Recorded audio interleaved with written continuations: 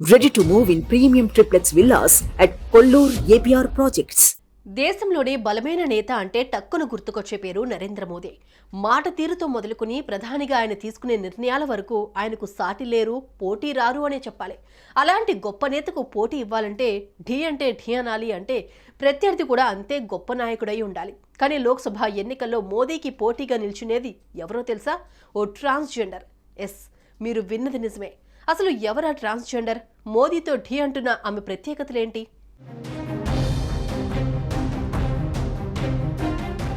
సంచలనాత్మక నిర్ణయాలకు care of address ప్రధాని నరేంద్ర మోడీ. ఆయన తీసుకునే నిర్ణయాలు ఎప్పుడూ కూడా షాక్కి గురి చేస్తాయి. ఆయన ప్రజలతో మమేకమయ్యే తీరు చూస్తే ఏ నేత కూడా ఇలా ఉండరేమో అనిపిస్తుంది. నాయకుడిగా ఎవరైనా ఉంటారు, కానీ గొప్ప నాయకుడిగా మారడం, ప్రజాదరణ పొందడం చాలా కష్టం.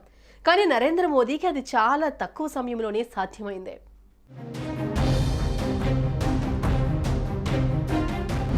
ఓటమి తెలియని నేత నరేంద్ర మోదీ. మరి ఆయనకు పోటీగా నిలవాలి అంటే ఎంత ధైర్యం ఉండాలి, ఎంత ఆత్మవిశ్వాసం ఉండాలి? అంతటి ధైర్యం, ఆత్మవిశ్వాసం ఈమెకు ఉందనే చెప్పాలి. ఎందుకంటే ప్రధాని నరేంద్ర మోదీ వారణాసి నియోజకవర్గం నుంచి లోక్సభకు పోటీ చేస్తున్నారు. ఈ స్థానం నుంచి మోదీకి పోటీగా ఓ ట్రాన్స్జెండర్ నిలబడ్డారు.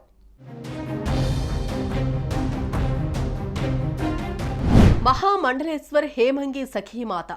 అఖిల భారత హిందూ మహాసభకు చెందిన ఈమె శ్రీకృష్ణుడి పరమభక్తురాలు. గుజరాత్ రాష్ట్రం బరోడాలో జన్మించిన ఆమె ప్రపంచంలోనే భగవద్గీతను బోధిస్తున్న మొట్టమొదటి ట్రాన్స్జెండర్.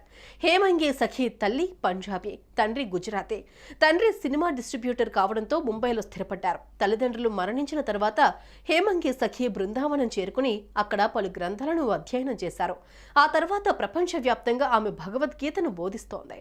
పంజాబీ, గుజరాతీ, హిందీ, ఇంగ్లీష్, మరాఠీ మొదలైన భాషలలో భగవద్గీతను వివరిస్తూనే బ్యాంకాక్, సింగపూర్, మారిషస్ మొదలైన దేశాలలో కూడా చాలా మందికి భగవద్గీత కథను వినిపించి తనకంటూ ఓ పేరు సంపాదించుకుంది.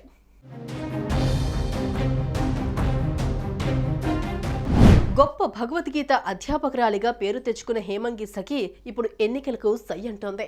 ఏకంగా ప్రధాని మోదీకే సవాల్ విసురుతోంది. ఇప్పటి వరకు 2 ఎన్నికల్లోనూ నరేంద్ర మోదీకి ఆప్ లేదా సమాజ్వాదీ పార్టీ పోటీలో ఉండేది. కానీ ఇప్పుడు హిందూ మహాసభ నుంచి హేమంగి సఖీ బీజేపీకి పోటీగా నిలుస్తోంది.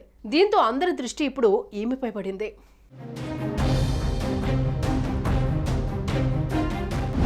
లోక్సభ, అసెంబ్లీలలో ట్రాన్స్జెండర్లకు సీట్లు కేటాయించాలని హేమంగి సఖీ గత కొంతకాలంగా డిమాండ్ చేస్తున్నారు. ఈ విషయంపై మీడియా ముందుకు కూడా వచ్చారామె. చాలా మంది ట్రాన్స్జెండర్లకు ఉద్యోగావకాశాలు లేక భిక్షాటన చేసి పొట్టపోసుకుంటున్నారని ఆమె చెప్పారు.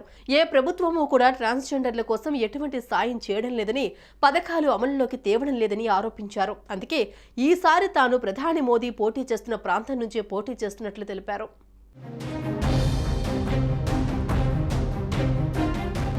అటు బీజేపీ హిందుత్వ భావజాలంతో ముందుకు వెళ్తోంది.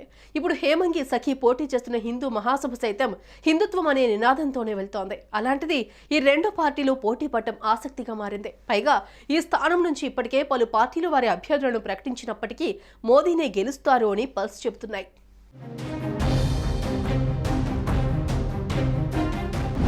ఏదేమైనా ప్రధాని మోదీకి పోటీగా నిలవాలంటే ధైర్యం ఉండాలి. ఆయనపై గెలవాలి అంటే ఆత్మవిశ్వాసం ఉండాలి.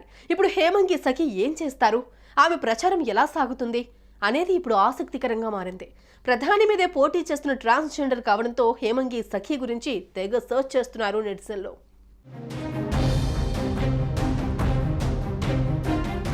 మరి హేమంగి ట్రాన్స్జెండర్ల హక్కు కోసం పోరాడతానంటూ బరిలోకి దిగుతోంది. ఈమె విజయం ఖాయమనిపిస్తుందా, లేక వేరే స్థానం నుంచి పోటీ చేస్తే గెలిచే అవకాశం ఉందని మీకు అనిపిస్తోందా? ఏమనుకుంటున్నారు? కామెంట్లో చెప్పండి. సుమన్ టీవీలో మీ పర్సనల్ అండ్ బిజినెస్ ప్రమోషన్స్ కోసం కింది నెంబర్కి కాంటాక్ట్ చేయండి.